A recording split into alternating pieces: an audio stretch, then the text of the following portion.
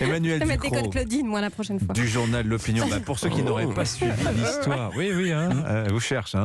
Le chanteur Maître Gims a donné le 22 mars une interview à une chaîne YouTube qui s'appelle We Hustle. Il s'est fait spécialité d'interviewer des personnes plus ou moins connues.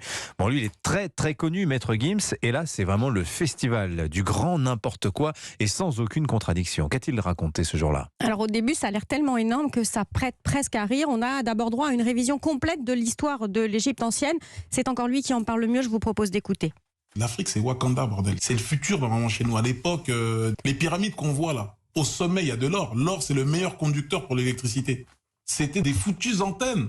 Les gens avaient l'électricité. Les gens, ils n'arrivent pas à comprendre ça. Bon, ça se passe de commentaires et ça n'est qu'un début. On a ensuite droit à une relecture très personnelle de la façon dont les humains se sont installés petit à petit sur la Terre.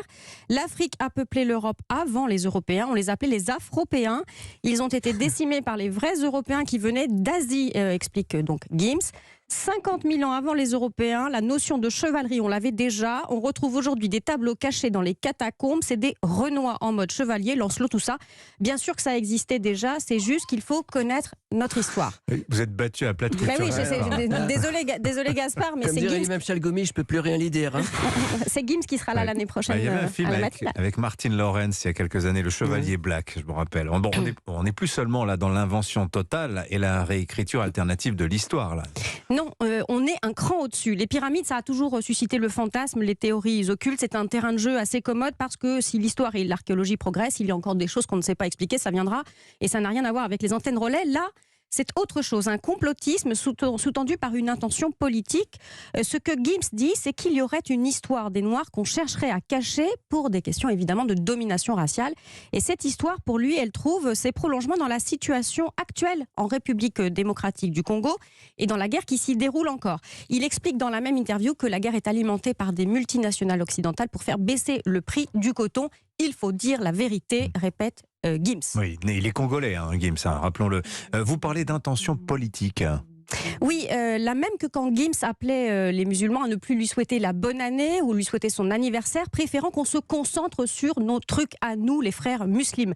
C'était un plaidoyer pour le séparatisme culturel. La suite, c'est donc ça, ce séparatisme historique, une histoire pour chaque communauté. Vous comprenez bien que dans ces circonstances, il est impossible de se parler et de vivre ensemble. Bon, on en rit, on en pleure ou on s'en inquiète? On s'en inquiète parce que l'audience de Gims est énorme. 3 millions d'abonnés sur Twitter, 11 millions sur Facebook, 11 millions sur YouTube.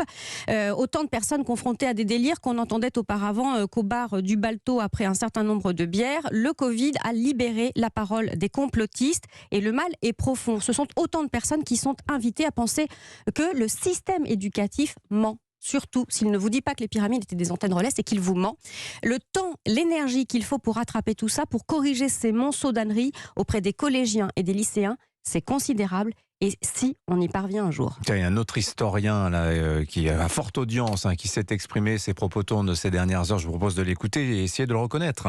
La ville de Paris est intrinsèquement, fondamentalement, une ville révolutionnaire. Parce que le premier boulevard qu'il y a eu, c'est le boulevard Saint-Michel. Et sur ce boulevard Saint-Michel, aux alentours des années 400 et des choses, vous avez eu la première manifestation de l'Antiquité. Voilà, Jean-Luc Mélenchon. Alors que tout ça est faux, il y a déjà eu des manifestations dans l'Égypte antique contre la hausse des prix de l'électricité et la pose des antennes relais qui faisait déjà beaucoup débat. Merci beaucoup. Elle est contaminée. Oui, c'est du second degré évidemment. Merci beaucoup Emmanuel Ducrot. Merci Gaspard Proust.